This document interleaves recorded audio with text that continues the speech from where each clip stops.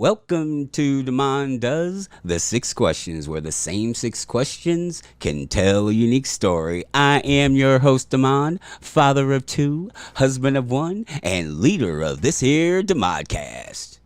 And before we get started, remember to get on your favorite podcast app, leave a 5-star rating and review, and so more people can see the show.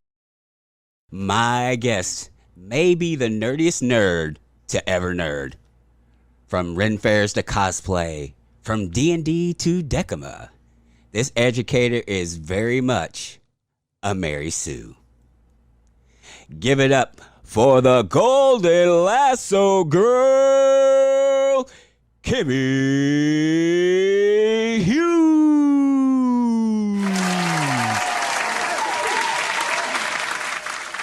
That is the best introduction I've ever received, ever. That is fantastic. I'm stealing it. You're going to look at my Twitter bio for Golden Lasso Girl, and it's going to be that, like now. Yes! Wow. Yes, so I am Kimi. I am Golden Lasso Girl. On the internet is generally how I'm known. And yeah, I do a whole lot of really nerdy things. And you did a fantastic job of wrapping them all into a very succinct little bio intro there. So, well done. It took me a minute to do that because you do so many things, and we'll get into at least some of them. I like how you described it. You collect hobbies. Like that's awesome. Yeah, that's my hobby. My hobby is collect hobbies. So I'm never bored. I'm always tired. Well, you're a mom as well, so that comes That par with the too. course. Of course. Yeah. Yes. So yeah, my daughter just turned 1, so I'm very tired all the time. Yes, welcome to the club. Yes, it's exciting. Before we get into the 6 questions, Mhm. where do you want to be found on the internet? You can find me a bunch of different places. The place I'm most active is Twitter. I'm at Golden Lasso Girl, spelled just like it is, because I'm a big Wonder Woman fan. You can also find my cosplay and stuff at goldenlasso.net. It's not super active. That's my old blog is there, and it's not super active, but you can kind of find links to everything else there. And you can find my gaming company, which is kind of my big focus right now, at goldenlassogames.com. So, and there is all the RPGs, tabletop RPGs that I'm designing right now, which is very fun. Is there anything else? Just anything else you're interested in? Well, yes, there's always more. There's also my band that I'm in called the Mary Sues, which you wrapped in so nicely in your little intro there. And that's marysuesband.com. Oh, it's so frustrating with COVID. We've been like delayed, but we're actually going to jump into the studio hopefully soon. So if you wait a bit, you'll go and there'll be more music there. But right now, there's only the one Christmas song we did about Baby Yoda. So. Oh my gosh! Evidently I missed that on my research. I gotta go hunt that down now. I also run the Happy Jacks RPG Network. You can find that at happyjacks.org, and that is a collection of podcasts and streams for tabletop RPGs. We have an advice show. We do actual plays. I'm in a lot of them, but I also am kind of the manager behind the scenes who just casts everything and keeps the schedule going and all of that. So I'm kind of like the team mom for that. Yes. Before I was an actual mom, I had like 40 other kids that I just like wrangled the schedules together. You're a professional cat herder, basically, as an educator, right? So. Absolutely, yeah. That's just those skills transfer. See. I used to teach preschool, and then I started teaching elementary school, and now, I just herd all the nerd cats ever. That's awesome. Oh, that's fantastic. Thanks. Alrighty, are you ready to answer the 6 questions? I am. I'm very excited.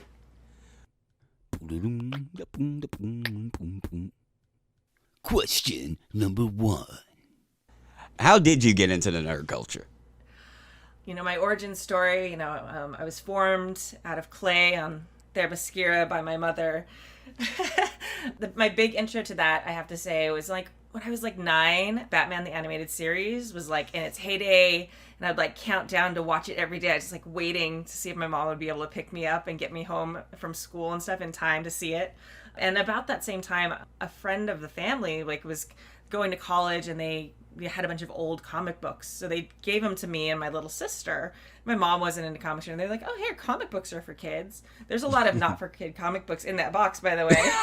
But In there were some just such amazing stuff, like George Perez, like a big chunk of his run of Wonder Woman. Wow. Was in there, which was amazing. I still have those. And then, gosh, a bunch of X-Men, different ones. The New Mutants was in there, which is like, whoa, like as a kid, you're like, oh, these are kids too. And you like, and I just really connected with that. So all of that was just kind of a touchstone that sent me off in that direction as a child. And then I became the Star Wars trivia champion of my middle school. So I was very cool. Very cool. Legit, that's what we did at break and lunch, is sit and see who knew the most shit. Sorry. It's fine. It's fine. We're adults here. Following that very cool, like obviously very popular line from my childhood, I was always interested in all that stuff. Super into Lord of the Rings. Played MMOs from like Ultima Online was my first MMO, where I made or I was part of an elf guild where we actually spoke Quenya to each other in the game. So unfortunately you can't really put Quenya on a resume. So, but I knew that second language. It was fantastic. Wow. I think my real, wild, right? I think my real like entry into like nerd culture though is like becoming a community with it was the Renaissance Fair. That I joined that after high school. The Renaissance Fair is, at the time, the Southern California Renaissance Fair was near my hometown, and a bunch of people had like we go every year, and like some people were working it. So when I graduated from high school, I went again, and I'd kind of gone over the years and thought it was fun. But then I was like, hey, I can like work here. So, I showed up, I snuck my way into an audition I wasn't supposed to be in. And I got cast in a show of all these women singing. And it was kind of like history. Like it became a thing where, I worked Ren Fair for almost 15 years. And it became seriously like my family. Like to this day, the people that, I worked Renaissance Fair with are my closest friends.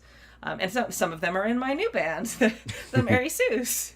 And that just kind of led its way to me learning how to do costuming for the Renaissance Fair, which then led me into cosplay, because I was like, hey, I sew leather stuff all the time. I can totally sew like a leather Wonder Woman outfit, because that's what it should look like, man. Oh man, my first time I cosplayed, I think it was Comic-Con 2012, 2011, something in there. They'd just come out with that Wonder Woman pilot where she looked like she was made of plastic, with Adrienne Palicki.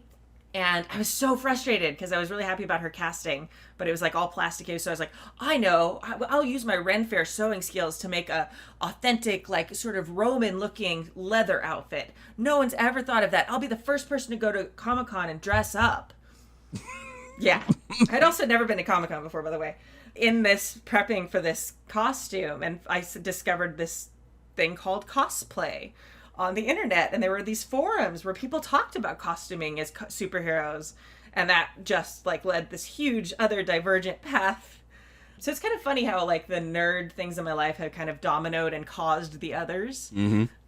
And from there, again, like all the people I met at Ren Fair, we'd sit around between our shows all day and just talk about nerd stuff. And one of the things we talk about is tabletop gaming.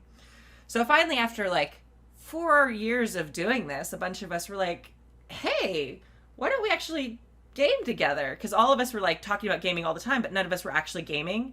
It was one of those things where like, oh yeah, I remember in college I used to game all the time, and and I wish I had time for that now. And we're sitting here for literally hours together talking about it. So we'd built a studio to record the bands, because there was like 3 or 4 bands who all performed at the Ren Fair together. So we made a little studio and in someone's like garage.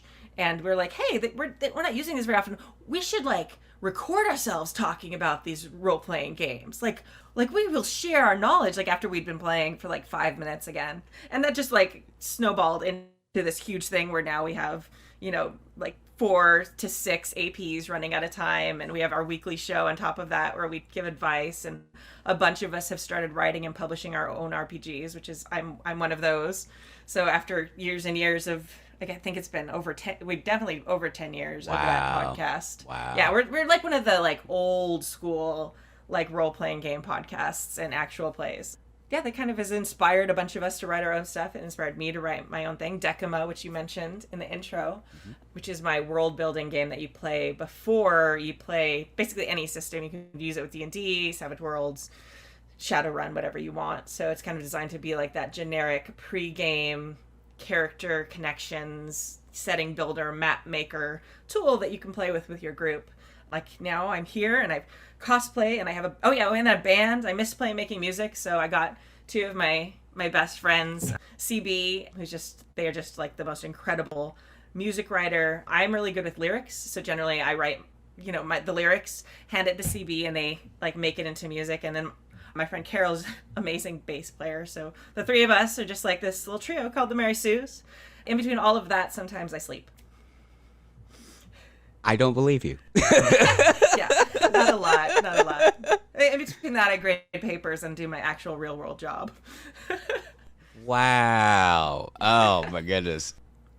Your cosplay as Big Barda became the official DC Bombshell, a model for the Bombshell figures. Is that correct? Yes. No, that's absolutely correct. There's actually a big group of my friends who were doing the Bombshells group. When they had just come out with the statues at the time, we had no idea that they had like comic books planned or anything else. They came out with a couple statues. There was like Wonder Woman and Batgirl and Hawk Girl. There's like 6 of them, I think. I don't remember exactly which the original ones were. And they were just selling like crazy. So DC was like, okay, like obviously looking to make into more stuff. So they started making like posters and some stuff of a bunch of other characters, and it sort of filled out. There's this big group of my friends that were doing a group, and they were like, hey, do you want to be in this group? And I was like, yes. And they're like, oh, we already have a Wonder Woman. I was like, no. So I was like, they're like, I forget what character was still available. And it was like a character that I'm like, I don't really that interested in that. Like, I like doing brunettes because I hate wearing wigs. So wigs are just so uncomfortable, especially on a con day. So I was like, okay, who's a brunette? Who could I do? And I was like looking through the pictures, and I was like, hey, they don't have a Barda. There was no Barda design, like in any of the stuff I could find online. They hadn't released anything. So I asked the group, I was like, hey, can I do like an original design for Big Barda, since there isn't a design, and just make sure it looks like it goes with the group? And they're like, sure, yeah, that's fantastic.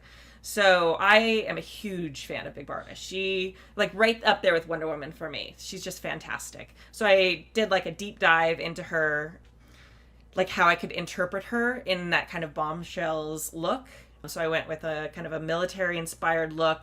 I used like a World War II German cap that I got at like a store, and put her little samurai inspired like horn design on that, and interpreted it like that.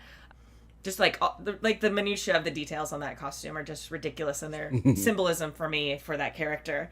And it was really exciting because actually a tiny little show at the time on, I don't even remember what cable nerd channel it was, came and they did some filming of like, oh, here's the fabric I've chosen, and they did like some, like, just for a cute just a short little snippet pre-Comic-Con that year. I think they played it like at the DC booth or something. So I actually have like a little bit of like the progress like documented, which is neat because I usually put things off and then do them in a big rush, so I don't have any time to actually document the process. I just don't sleep like the 3 weeks before Comic-Con generally is how that works. So that was cool. And so I went, and we had just a phenomenal time, and people just went crazy because it was really popular at the time. And they announced like, oh, they were going to do the comic book line, I think, there, and a bunch of other things. So the group kept getting photographed and photographed and photographed. And at one point we were at the DC booth, because that's one of the things you do as a cosplayer. If you have a big group, you go to the booth that owns the property that you decide to do the tour. And they usually put you on the stage because it's great PR for them and all that stuff. Was there, and this guy in like this weird suit that's like made of like Batman print, like comes and starts talking to me about my costume, because he's obviously like a super fan of like DC stuff.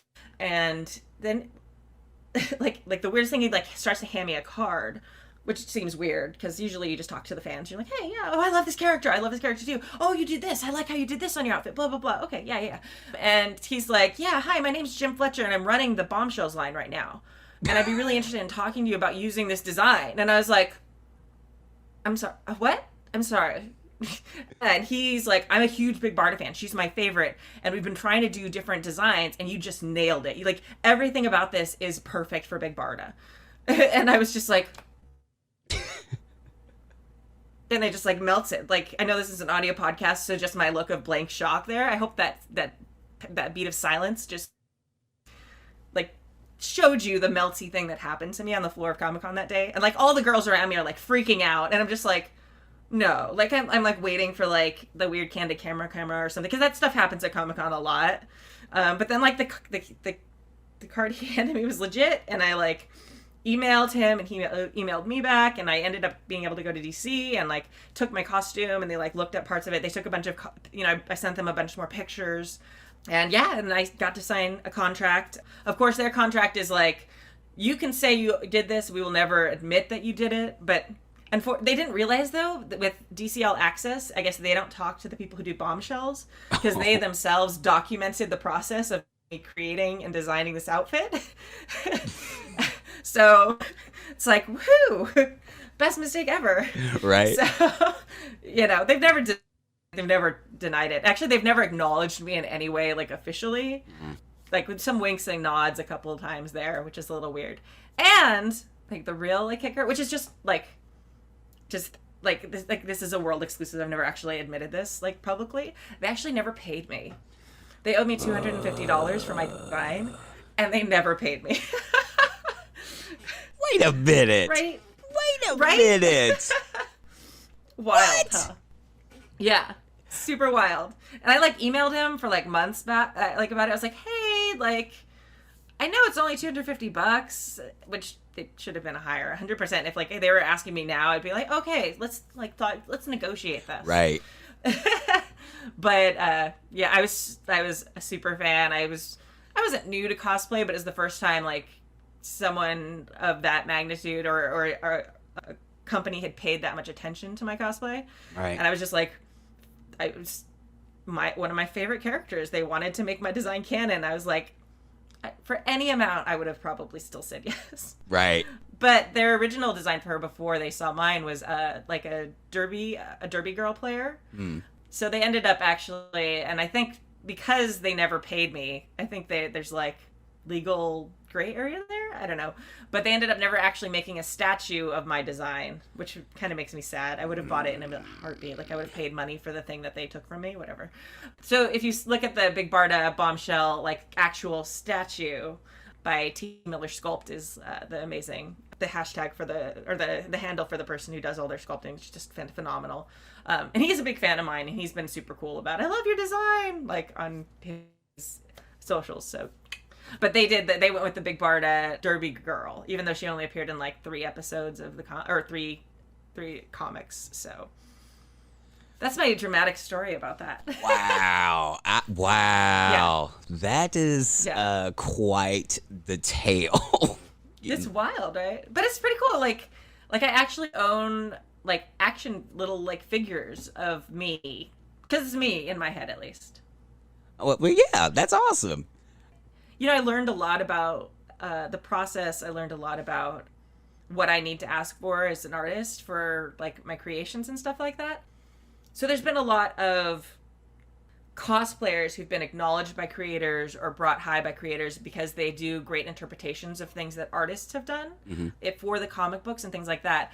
As far as I know, and it's kind of like my one little like I'm very proud of it. This is the first time that I know that a cosplayer has influenced the opposite direction, where a cosplayer has come up with a design that is then brought into the comic world, which is pretty exciting. And like as annoying as it is about the money and stuff like that, and I knew I would never be like officially acknowledged. That was in the contract I signed, so I was like whatever with that. But it's so cool because I love Big Barda, and I just love that like no matter what happens, like that is like a little bit of Big Barda that is history because of me, and it's just makes me so happy. Like I can't, like you're all nerds, you get it. Like there's just like this level of fanness there and fangirling that I just like will never get over. Wild. That is phenomenal. I have interviewed some very interesting people, and it never ceases to amaze me. And that's unbelievable. I'm just dumbfounded by the story you just told me. It's so exciting. It's crazy. Well, and I think it really goes to show like when people put their like real love and dedication into something, like even though like people make fun of us nerds all the time for our like attention to minutia and our dedication to silly details about the things we love. But like I really honestly feel like that was one of the cosplays. Like I'm into detail. I'm into doing like Nolan-esque, very realistic interpretations of characters. Something that looks like isn't spandex. Like, I use real metal, I use real leather, I use all these things. But that was the first costume that I'd really gotten to use my total creativity on. Like, okay, the blue I'm gonna pick because it matches her scales, but also, and it's got lines in it, so it because it's like this pinstripe blue, that the outfit I made, and that's gonna represent the scales for me. So because I didn't want it just to be plain blue fabric, and it's because I wanted something textured there, and the certain color I picked for like the piping around the jacket and all the different things, and it had to be this perfect color of like bronze, like bronzy gold to match like what she's supposed to be. Like all these little details that 98.5% of people like don't even notice. It's like, oh, it's gold. I'm like, no, bronze. Like I just feel like when we take that and we own it and we like pour it back into the community or into our art or into whatever we're creating somehow, like you get really amazing special stuff. It's very cool and empowering, and like anybody can do it if you just like embrace that love you have for stuff.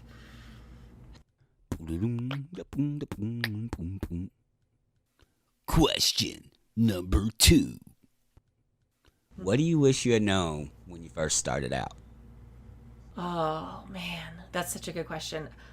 I mean, I think like most of us, especially cosplayers, I wish I'd gotten into cosplay earlier. I think I wish I'd known cosplay was a thing sooner. I was in my late 20s, and I was 20 when I started cosplay, which is really late for a cosplayer, and really late especially for a femi, like someone who identifies as a woman cosplayer, because it's a very appearance-driven thing. Wishing that I'd had the skills I had back then, and like the irony is like my mom and my grandmother like teaching me to sew as a kid and like hating it, and then like trying to remember and like getting all those skills back as like an adult to start making like cartoon costumes. And I think I just would have like told myself like just do what you want. I feel like so many of us, especially in the nerd community, get really wrapped into our heads about, I think especially like millennial nerds, that we have to find a way to monetize our hobbies, and we have to find a way to like make that a thing, and it becomes like another job sometimes. And I really got stuck in that kind of loop a lot at the beginning of my cosplaying, and like wanting, I've got to get more followers, I've got to get more of this, I've got to like, I know I'll start a blog, like you just have, I think we're just like programmed that way for the millennial generation to like got to make the money, got to have the side gig. And I wish I just like hadn't worried so much about that and just done it more for fun. And I never made money off of it, was like the big thing. Like I never even made my $250 from DC. So I mean, I had a blast, but I think I would have had even more of a blast if I just like not sweated like people seeing my stuff and just enjoyed myself. And I think I would have leaned more also into like helping other, like I started doing tutorials kind of late. I wish I'd started doing that early, because I'm a teacher. I love doing that stuff anyway. It's something that's just part of my soul. I love sharing knowledge and getting people to do cool things, especially projects. And I wish I discovered that slice of cosplay earlier, so that I could like have brought that joy in.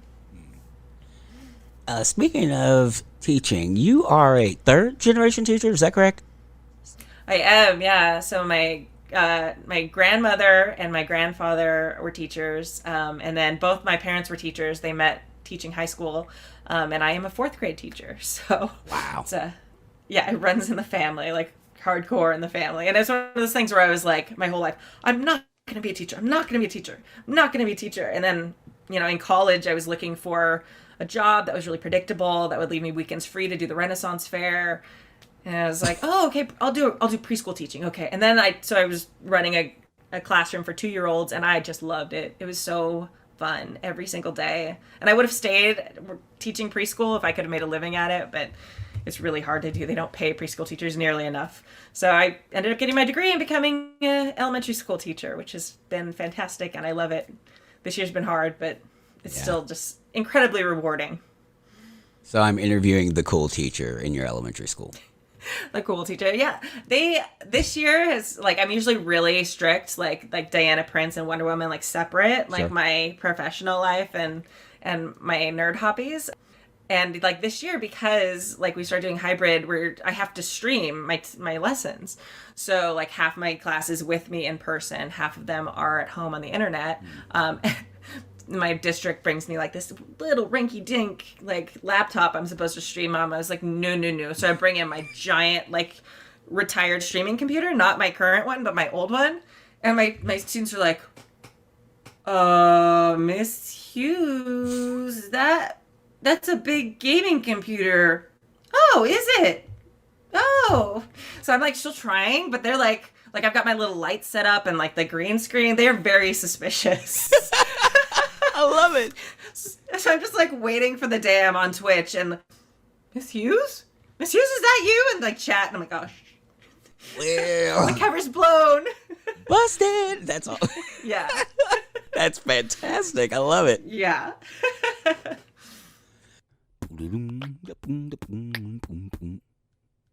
Question number 3. Usually this is, what is your go-to order at your favorite hometown restaurant? However, Yeah. considering the subject we're talking about, what is your go-to snack for game night? And I know you guys like to drink on the show too, so if you want to share some of your favorites there Absolutely. too, by all means. Oh my God. Okay, so 2 things are my absolute favorite. I love Swedish fish. Like, they are my favorite. I love them. I could eat so many of them. My favorite thing to drink is what I call Kimi apple pie, but I'm sure it's got a better name, but that's what I've called it. It's basically any kind of hard apple cider, and then a bunch of, I can't remember what it is. I've been pregnant for a really long time. I haven't had a lot to drink in like a year and a half. And then Fireball whiskey in it.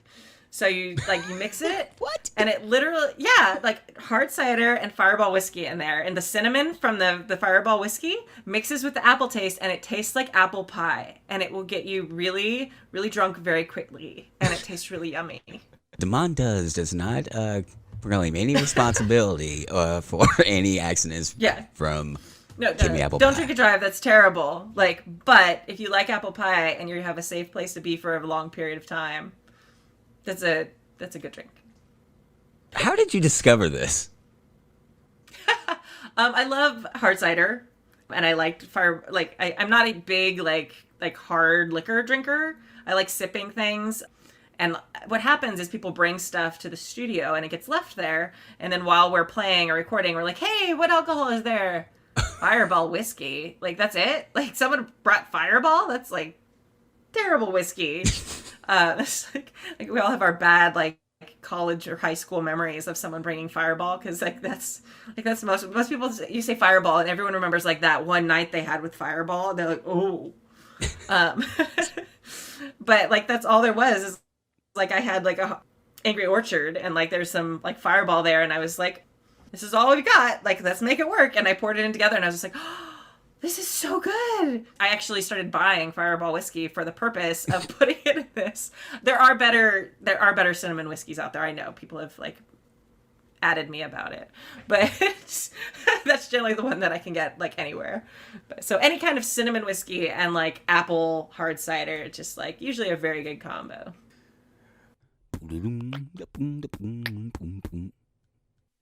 Question number 4.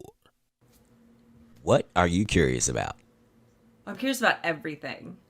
I'm absolutely an incredibly curious person. I spend a lot of time on the internet falling through like the rabbit holes. Like you start looking something up and then you start looking something else up and something else up. Gosh. Yeah, I think I'm curious about like everything. I think that's one of the reasons I became a teacher, because I love the curiosity I see in other people. I love being the person who knows the answers to their questions in 4th grade, and they come up with wild questions sometimes, and it's like cool if you like know the answer. So it's good to like, and then it's good to be like, I have no idea, let's look that up together. So the thing I'm most curious about right now is stuff involving game design, because that's kind of where my main focus is at the moment. It's the hobby I can do after my baby goes to sleep every night, and I don't have to coordinate schedules with anybody. I can write my game like whenever I can get on a computer. And I think a lot of things I've been trying to do, a lot of gaming companies offer Tutorials, or Magpie Games right now is running like a series of classes you can sign up for on different elements of game design. So I've been taking those. They have one coming up that I've signed up for that is about art and art layout and how to like, really like optimize that for your game. So that's the thing I'm most curious about right now. I'm working on a sci-fi game, a PBTA hack, which I'm currently calling Starscape. There's no damage in the game, so like you can get hurt, but like it's not like most games like D&D or something where you track damage and you can die. You actually really can't die unless you want to. It's to recreate like Star Trek or Firefly and things like that. Okay, obviously not Serenity, but Firefly with no dying. You have this core cast of characters, and while like yes, danger's a thing, they get hurt. Like unless someone like leaves the show, like the core characters don't really ever die. They can magically make a new spine for war for whatever. So like there's nothing like really terrible going to happen to them physically. The main focus is their relationships to each other. How much do they trust each other? Someone betrays them. Oh, they lose trust. So it's kind of that like dramatic element in there that the game is designed to recreate more than physical danger and things like that. So that's a big thing I'm working on right now, and I'm trying to like fiddle with that. I'm doing like very alpha testing of that. So just reading other games and like absorbing that, like what did they do for this and what did they do for this and how do they lay this out and how did they phrase this, and so that's what I'm curious about right now, game design things.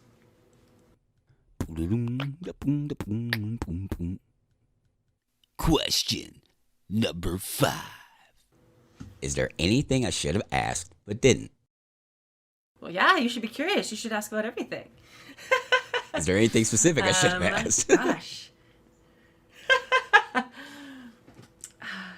I think, how about asking, like how my like real life, my Diana Prince life, like relates to my Wonder Woman / nerd life, because it is an interesting kind of balance with that. I don't know if you're interested in that, but how do you balance your Diana Prince with your Wonder Woman? My real life with my nerd life. It's really difficult, actually. It's hard, especially working with students. I live in California, which is a fairly liberal state, but there have been a lot of cases of teachers losing their jobs for past employment, like things like modeling for lingerie in a catalog for Macy's that that happened in California. A teacher actually lost their job for that because they thought it didn't, they didn't want kids looking at pictures of their teacher in lingerie, even though it wasn't pornographic in any way. It was literally a Macy's catalog. So there's actually really stressful elements with that, with some of my hobbies. I try and do realistic representations of my characters. There have been times where I really loved an outfit and I chose not to cosplay it because I was worried if a picture of it ever came out I might face repercussions with my actual career. And that's hard. That's a difficult thing to balance. When I'm streaming and things like that, I kind of have to be aware of what characters I'm playing. I don't worry about cussing so much because I make sure, since I run the channel, I make sure it's all labeled as not for children. So if my kids end up watching, my kids, I say my kids, I mean my students. If my students end up watching it, like, hey, this was labeled as not for them. So that's kind of a choice that was made by them or their families. But I have to be really aware of that. So it's hard. It's scary sometimes. You never know what is going to offend somebody else. And as I'm be starting a company myself for my gaming, and as I continue being a cosplayer and now a mom myself, like it all kind of gets woven together, and I have to be very careful about keeping that clear line, making sure things I put on the internet are not easily found by my students. That's one of the reasons I stay with like 4th grade and younger, because they're not so Google savvy yet. Yeah, but I also love them. 4th grade's a fantastic age. They're like 9, 10. They're just discovering what interests them. And I remember being that age and being like, oh, wow, history's cool. And things like that. I think that's the biggest challenge, is people are so judgmental, especially of hobbies and, communities they don't understand, including the nerd community, even though we have these awesome, big Marvel movies now, which we didn't when I started cosplaying. So I'm a little less worried about it now because it's a little more accepted. But there's still, you never know. So just keeping that line to keep myself safe it sucks that I have to do that, but that's hard. I do have another question. Okay. What is the most mundane thing about you? That's a good question. I think I drive a Prius. I drive in LA. That's like literally like the most common car. It is like the belly button car of everything. I don't know. I hate doing laundry too. I really hate laundry. I have my laundry chair. Like some of us have the laundry chair. That's like a fixture in my home. It's just like out of the way so nobody sees it. Question number 6. If you could create a new holiday, what would it commemorate? I think there would be a day that would be celebrated for all the people who felt left out because of something they loved. And I think that's been such a big part of lots of different hobbies and lots of different cultures and lots of different communities. I think like nerds tend to feel it a lot because our depictions in media are often like of that even. But I think there's so many people who love something and they either hide it or they never pursue it because they think it's a waste of time, or, they do it in secret so nobody knows. And I would just love a day to commemorate all those people. I think that would be super, super amazing and important. And it could be on May the 4th. I don't know. That was the next thing I was going to ask you. Random. Yeah. I don't know. That seems to me, that's like the most nerd day I can think of. But I would want it to be for more than just nerds. I think nerds, I think we've all felt that, but I think that's also something that's really common with a lot of people. There's people who love music and they decide not to go into music because they, their parents said, hey, you'll never make a living that way. Or there's people who love design, or people who love drawing, or people who love, writing, all these different things. Some people love, politics and things like that. Like whatever you love. And then, so many of us turn away from that for what's practical. And I think we need a day to remind people that being practical is not always, soul feeding. Do you have a name for the day? Do I have a name for the day? I don't. That was a good question. Let me see. I don't know, like BU Day, or I don't know. I feel like that needs to be workshopped for sure. I'm not good at naming things. That's the worst thing I'm at in RPGs.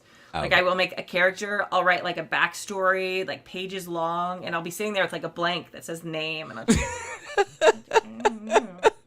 it's like the last thing. There've been times like I legit couldn't pick a name that was good enough for the character. So like I've started playing a game and like I still don't have a name. Like I got 3 sessions into a game one time and just avoided saying my name until I finally found a name and like nobody ever knew.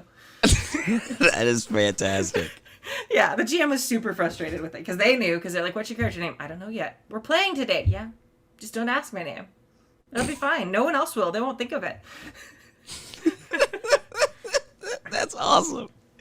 Light bulb. What about Embrace Your Inner Child Day? Or something along those lines. I love that. Yeah. I do think, though, like, we have this idea of, like, inner child. Like, doing these things is, like our inner child. But it's, like you can keep that. Like, it's not just your inner child. Like, you can be an adult and have these loves, too. Like, I think it's something... I think we call it inner child, and I do think we all have an inner child. That's a very important thing to nourish and continue to keep, and that like curiosity, like you were talking about, and that wonderment. But I think we also need to acknowledge that having these side things you love is not childish. Like this is something that adults need, and that feeds us, spiritually. It feeds our soul. It feeds our happiness. It keeps our stress levels low sometimes, unless you're like in that last 3 weeks before Comic-Con, and then. All these things, I think we need to like call it inner child, but know that it's not like something left over from childhood. It's something that stays with us as humans. The final word. Do your thing. Like I know that's like the generic like writer advice. Like just write. Just do your thing, and like you'll get better at it no matter what it is. Like the first costume I made, like it was fine. It was super great at the time. Like I I like felt like I was Wonder Woman. It was amazing. But I look at it now and I'm like, oh man, that was over a decade ago. And man, have I learned how to make things better. Right. It's a skill. And this is what I tell my fourth graders too, because they have this, especially in this world of streaming. Like, streaming's the thing they watch. They don't watch TV shows really. They watch YouTube and they watch streaming. And people put on this persona of like, hey, this is something I'm excellent at. So they don't watch the hours of video gaming that the person did to learn how to play that game. They watch that person once they become a master and have a bunch of people watching them and a bunch of sponsors. So this generation of kids that I'm teaching now has lost the idea that you have to practice something to get good at it. They think you either are good at something or you're not. It's a binary thing, yes or no.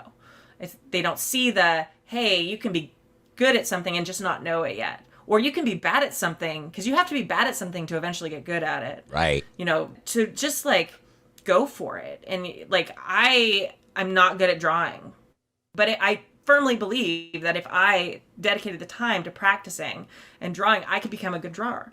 Because it is a skill like anything else. It's like learning to drive. It's like anything else you do. So I think we need to lose that mindset of you're talented or not. Because there's this huge like gradient of ability in any type of art. No matter you're making costumes, you're designing games, you're writing books, you're drawing comic books, whatever you're doing. There are people who jump in and do it perfectly the first time, and yeah, those people are annoying, but good on you if you're those people. But then there's the rest of us who like, we start and we're like, oh, I just really love this thing and I think I have an idea for a thing. It's like, do it. And the first time you do it, it will probably be bad, and that is okay. And just keep doing it. Do it again, and it will get better next time. And slowly but surely, it might take a very long time. Like, you'll get good at a thing. And, it's just like you were saying, like, what are you curious about? Stay curious about your own ability to do something. Thank you so much. Really? Okay, thank you. Thank you again for tuning in. And before you go, remember to leave a 5-star rating and review. Remember, you can find me on all the socials, the Instagram, Facebook, and the Twitter at DemonDoes, all one word. And if you'd like to send me an email, let me know what you think about the show, or you have an idea for a guest or any kind of feedback, I'd love to hear it. And that's DemonDoes, all one word, at gmail.com. And until next time, test negative and stay positive.